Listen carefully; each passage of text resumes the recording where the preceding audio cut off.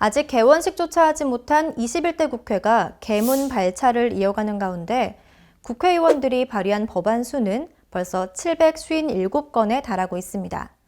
의원들의 적극적인 입법 의지 자체는 긍정적이라는데요. 그중에서도 더불어민주당 전해숙 의원이 18일 발의한 어린이 건강보호 및 증진에 관한 법률이 있습니다. 최근 코로나19 바이러스의 2차 대유행뿐만 아니라 또 다른 감염병의 발병이 경고되는 가운데 면역력이나 신체 기능이 약한 어린이들의 건강을 염려하는 부모들이 많을 텐데요. 전 의원이 21대 국회 1호 법안으로 제출한 어린이 건강보호 제정법, 화면으로 먼저 만나보시죠. 전 의원이 발의한 어린이 건강보호 및 증진에 관한 법률은 어린이 건강 보호 정책을 체계적으로 수립해 추진토록 하는 기본법 성격의 제정법입니다. 법안에 따르면 정부는 5년마다 어린이 건강 종합계획을 수립 시행하고 어린이 건강에 위협을 가하는 위험 요소를 제거하는 데 필요한 연구와 현장 조사를 하며 어린이 이용시설 근무자들에게 건강관리 교육을 시행하는 등 국가와 지자체에 어린이 건강 보호 및 증진 책임을 부여한다고 되어 있습니다. 우리 아이들이 건강하게 자랄 수 있도록 국가와 지자체에게 책임을 부여하는 법, 이 법을 대표 발의한 전해숙 의원에게 직접 물어봤습니다. 이 법안이 왜 필요하고 왜 통과돼야 하는지 그 취지를 직접 들어보시죠.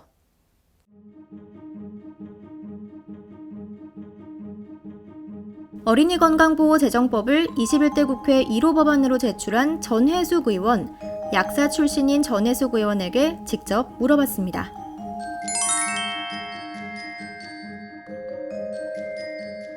아이들은 건강하게 보호받을 권리가 있는데 우리 아이들을 위한 어떻게 건강하게 관리해야 되는가에 대한 기본적인 체계를 정책을 수립하는 것을 5년마다 그것을 다시 새롭게 체계 정비를 해라 라는 거고요. 아이들이 보호받기 위해서는 아이들을 관리하고 아이들을 보호하시는 분들, 종사자들에게 대한 교육이 또 5년마다 그렇게 한 번씩 수행이 돼서 우리 아이들이 사실은 지금 아동들이 너무 적게 태어나잖아요.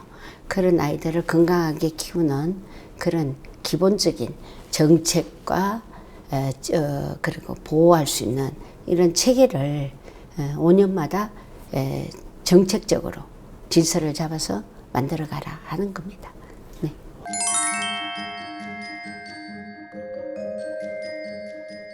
코로나 사태로 인해서 아이들을 이제 가정에서 학교 돌봄을 가정에서 돌봄을 하다 보니까 이번 아동 학대 사건이 너무 많이 터져 나왔잖아요. 그래서 정말 아이들에게 꿈과 희망을 주고 잘 키워야 되는데 학교 못 가고 또 가정에서 돌봄해서 아이들 아동 학대가 많이 나오고 이러니까 정말 우리 아이들을 정책적으로 도와주지 않으면 돌봄을 하지 않으면 안 되겠구나 하는 생각에서 제정법으로 체계적으로 아동들을 위한 법은 굉장히 많아요. 굉장히 많은데 우리가 5년마다 체계적으로 어떻게 이것을 바꿔나가는 그런 정책을 다시 정비하고 법제계도 정비하고 또 아이들을 가르치는 분들에 대한 교육도 사실 새롭게 정비하는. 그러니까 언제부터 어떻게까지 해야 된다는 게 없었어요. 그래서 5년마다 하라 그런 걸 만들었습니다.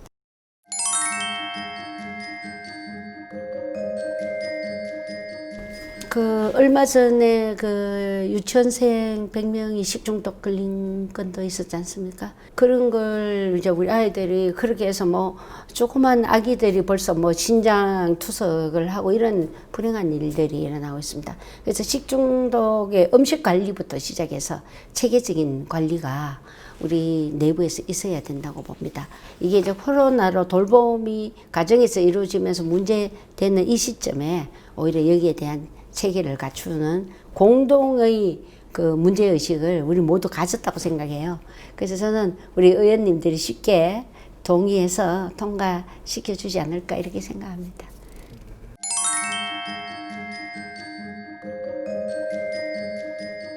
우리 보면 장애인 관련 법은 보통 13개나 돼요. 근데 아이들에 관련된 법은 4개밖에 안 됩니다. 그래서 전반적으로 우리 아이들에 관한 법들을 체계 정비를 하고 거기에 또 부족한 것은 보충해서 만들 그런 필요가 있다고 봅니다.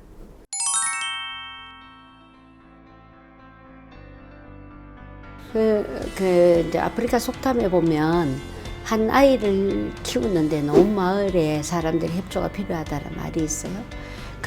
이 아이들을 제대로 키우기 위해서는 이제 뭐 아동학대든 또 아이들의 식생활 개선이든 또 아이들의 교육 환경이든 이 모든 것에 대해서 나라가 하나의 체계를 정비할 필요가 있는 그런 거에서 제가 이걸 만들었으니까 아마 우리 모두 힘을 합쳐서 국민적 공감대가 형성돼서 잘 통과되지 않을까 이렇게 생각합니다.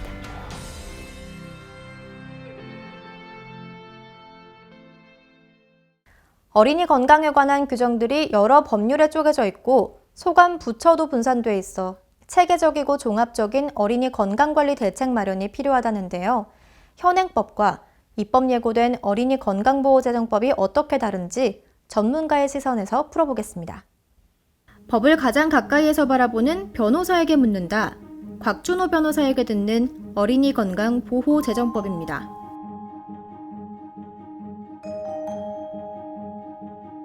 그래서 이 법 취지가 기존의 다른 법률에서 흩어져 있던 것들을 모아서 한 번에 좀 처리할 수 있도록 하자 이런 것입니다. 예를 들면 영유아보호법에 따른 어린이집, 유아교육법에 따른 유치원, 그리고 초중교육법에 따른 초등학교 및 특수학교, 아동복지시설 등등이 각 법률마다 다양하게 규정하고 있는데요. 그래서 13세 미만의 어린이를 다양한 법에서 규정하고 있지만 여기서 보다 잘 보호를 할 수 있도록 하자는 데 취지가 있습니다. 물론 이 법에 대한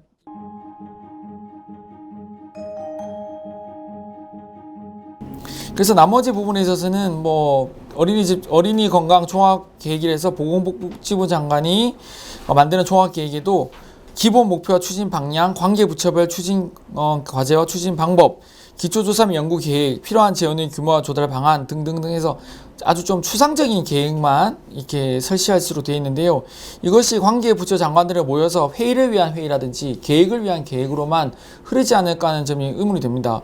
왜냐면은 가만히 냅둬도 우리나라에서는 더 이상 어린이 건강에 대해서 영양실조나 이런 부분은 더 이상 없거든요. 그래서 아무래도 질병에 대한 대비 내지는 이러한 긴급 상황, 예측하지 못한 긴급 상황에 대한 대처 방안 등으로 추진이 돼야 되는데 이러한 코로나19 사태를 누구든 예측을 못했던 것처럼 사실 계획 세워놓는다고 대체되는 것도 아닌 점도 있으니까 그런 점만 조금 주의를 해서 괜히 관계 부처 사람들만 다 모여서 실제적인 진행은 하지 못하고 형식만 채우는 것으로 돼서 이것으로 인해서 안 그래도 힘든 어린이집 선생님이라든지 유치원 선생님들이 괜한 업무만 가중시키는 쪽으로 흐르지 않도록만 하면 좋지 않을까 싶습니다.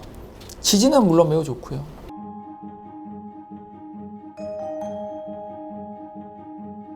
글쎄요. 그래서 이제 그 강론은 결국은 여기서 보면은 어린이 건강 종합 계획에서 추진해 놓은 이런 관계 부처들과 추진 과제를 만들어라 돼 있으니까요.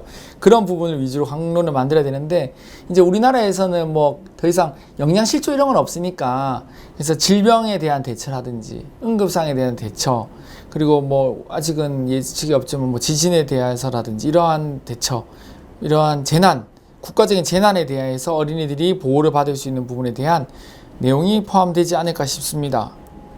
지금까지 전문가의 시각에서 만나본 어린이 건강보호 재정법이었습니다.